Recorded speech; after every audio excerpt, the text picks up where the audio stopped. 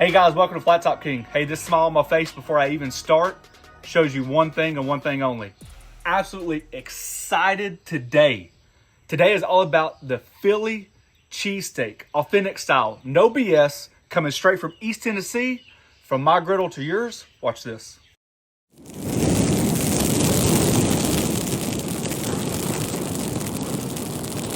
All right, why do I say it's authentic? First of all, because of pressure from you guys to understand the difference of what's authentic and what's fake. 9 times out of 10, what we make is a cheesesteak, not a Philly cheesesteak. I learned that early on. Do not call it a Philly if it has, thank you, green peppers. Or any, just really whatever somebody wants to comment Mushrooms. about. Or the bread. The bread. Oh, the bread. Oh, I got you on this one. So we're exciting news today. Breaking news, you ready? You can't have a cheesesteak without the authentic Amoroso rolls. I got you covered. Not only do I have you covered, I didn't buy just one pack just in case. I went all out. So you gotta give me a thumbs up for that one, okay? We've tried them off camera. Flip it over. Which way? Oh, there we go. And I can attest, we've tried them off camera, and each and every one of you are correct. It is just a different roll. There's no doubt it's got the Italian flair. It's got that cornmeal crust. It's different. It's not like a hoagie roll. It's its own unique bun. So I think that's going to up the game. All right.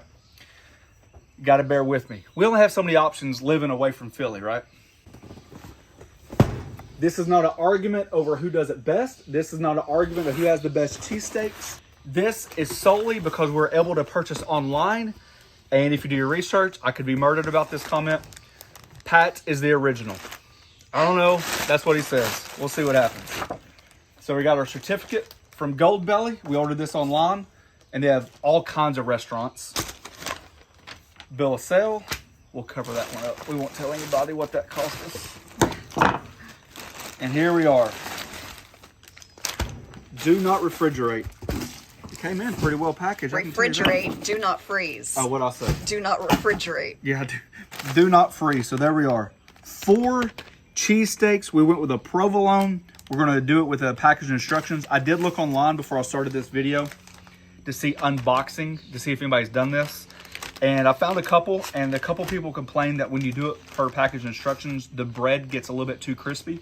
After filling these, I highly doubt that's the way it's intended. So I am going to go by package instructions. I am going to do a couple tricks in the oven to see if we can keep that bread soft. So the point is, of this whole video is I heard you loud and clear. You can't have a cheesesteak unless you have the right bread, the right cheese, and you got to have an original to compare it to. So hopefully today we can make the authentic Philly. No BS.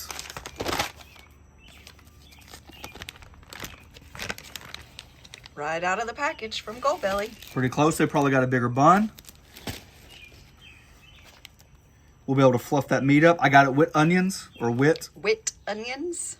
I think wit is onions. You got to learn the lingo. Fluff that meat up a little bit, and we're going to get these warmed up, okay? So let me show you what we got going on to compete against the best, okay? 24 ounces of fresh shaved ribeye. We just got that from my man Ryan from Publix, my butcher. And he got that set to the side for me, so I went this morning and picked it up. I have learned that there's only one provolone to use. You got to get the one without the smoke flavor. So not smoked provolone. I've got American cheese, and I've got the Whiz. Onions only, and salt and pepper. So the first cheesesteak we're going to do is do the authentic one. Do exactly one just like this one with provolone. Although I'm not a big provolone fan, the next one I'm going to do is going to have American cheese chopped up in the steak, provolone set on top, the bun set on top, and then we flip it over, douse it in that Cheez Whiz. Is that okay with you? I mean, I guess. The triple threat. If we're going to have a cheese steak, let's put some cheese on the steak. You got me? Let's go. Just so we can get this started, I'm just going to go ahead and heat up some of this Whiz. I am going to add just a touch of half and half just to help it thin out just a hair. Got a little oil down. We're going to start our vegetables. Just onions only. Just a little salt and pepper.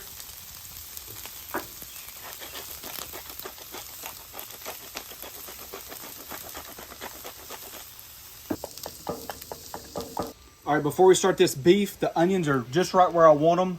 The cheesesteak is in the oven finishing off, so I thought it'd be a good time to do this. If you guys are interested, we have a link below so you guys can check out Gold Belly. It's something my wife's been on me about for months now. If you guys use our link, we get $25 off our next order, plus you get $25 off of your order. So if you're interested, they've got cakes, they've got all kinds of stuff from like famous restaurants around the country. It's a really cool place to try something like we did when you don't have a chance to go up there, you know, and visit it.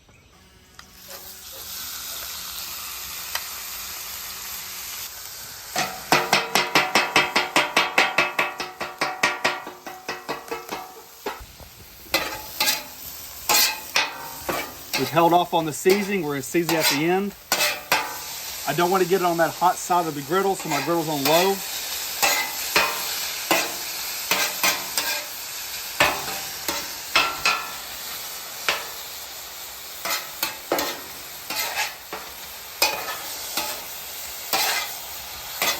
This is one of those times where I teach you guys to use your cool spots. Why? Because you don't want to overcook.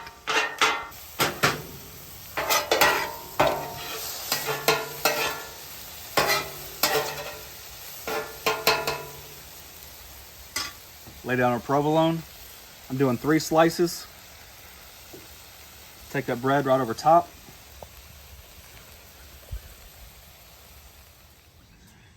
Okay, so what I did, and the difference is, I opened it up a little bit, and then I wrapped it in aluminum foil and kind of kept a vent going just like that. I put it in the oven, it says 300, so I had my oven set on 300, and I had it in there for 10 minutes, just like this. And that's the Pat's King of Steaks. Then I opened it up, rearranged the meat a little bit because you can tell it's a little bit cool. And then I just kept it kind of like open like this for about another 3 to 4 minutes, just until I felt like everything was warm and reheated. And that's what we have right there, okay? So what I'm gonna do is just for right now, because we all know that that cheesesteak needs to be wrapped up. Where's that paper? Wrap it right back up in its paper so it stays warm. Just like that until we're ready to use it. Because we got to compare, right? We got to see how close can we get to... I get so many hateful comments about I need to learn how to cook that anybody that has a griddle these days think they can make a cheesesteak, and it's just odd. And it's like, you know, not everybody has the fortune of living in Philly. So if somebody wants to add peppers. But definitely don't call it a Philly cheesesteak. Just call it a cheesesteak. When you go above and beyond and buy the rolls and buy it from Pat's, I think you've listened to your customer base. Hey, we're trying. Oh my gosh. Ours has more meat. So now you put the onions.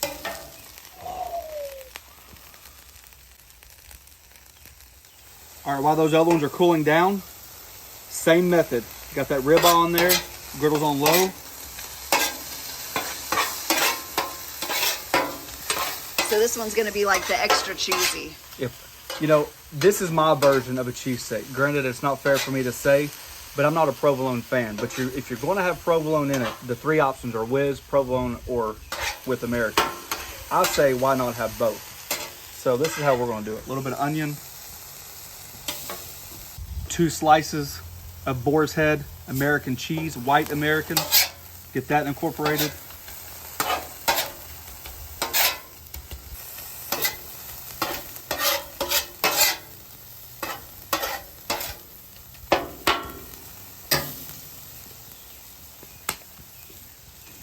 Just a little all-purpose seasoning, salt, pepper, and garlic, a little butter.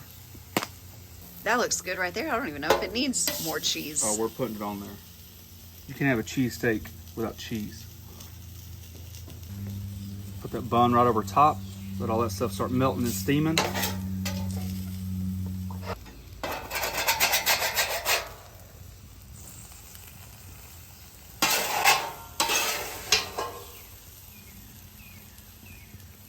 Then, oh man, honey. I wasn't sure at first when you said triple cheese, but that to me, golly. Whew.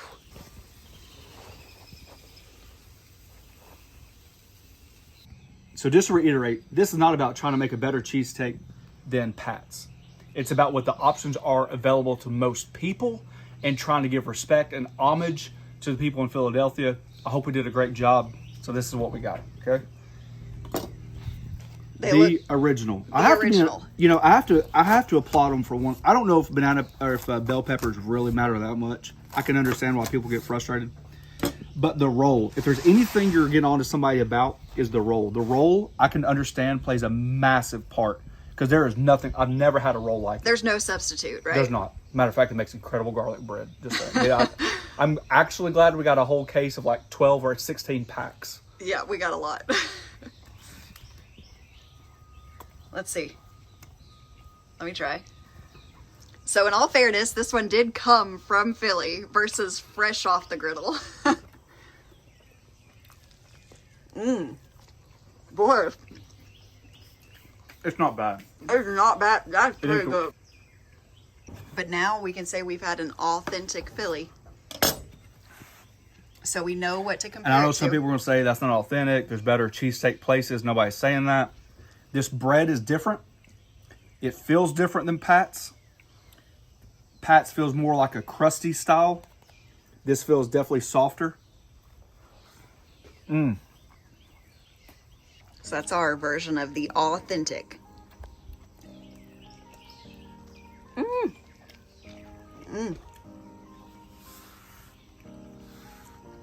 It's very close. Pat's roll has more of a crusty texture. Not because of the oven. I think On the the roll, outside. the roll is different than mine. Whatever they use, they're using a different roll. It might be specially made for them, but this is what I've been. This is your creation. Not authentic. Who But says? loaded with cheese. You want a cheesesteak, don't you? Okay, let me try.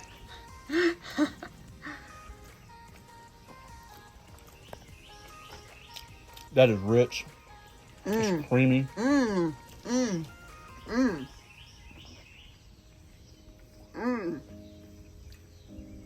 believe you now. Going in for another bite before Boy. we keep on. You know what I think it is, honestly, that makes this one so good? Honestly,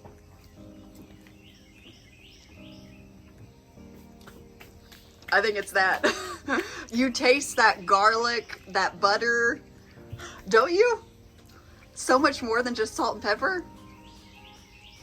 I tried to have restraint when we did the first two, Pat's and ours, authentic, because I knew that they don't have that, right? They have something that I don't, I have something that they don't. But when we made our version, when you just add that little extra something, I like the cheese blend. We'll keep that out of it because I know that's not traditional for Philly. But this is... It is fantastic. Let me sneak a Pat's in one more time. Their roll. Their roll's better than our roll. I like their roll better. So, I gotta be honest with you. I'm not talking anymore. I'm getting down. I'm chowing down. I'm gonna enjoy this for what it's worth. I just want to say that we hear you loud and clear, Philly. So, thank you for pushing us to do better. I think that the end result, this is a better cheesesteak. There's no doubt that those rolls play a part in it. Yep. Using fresh shaved ribeye. I'm an onion fan. Using the 3 types of cheeses. I hope that's okay with you guys. Oh, you didn't mention. For people that want to actually try the rolls, we will have a link to them because you can actually buy them on Amazon. There you go. All right, guys, if you're interested, we have a join button down below. We thank each and every one of you for taking time for doing so. Check us out on the Griddle Group on Facebook. It's where I get told every day that's not a Philly cheesesteak. Today it is. Thanks for watching. Don't forget to press that subscribe button, pound the notification button, share it with your friends.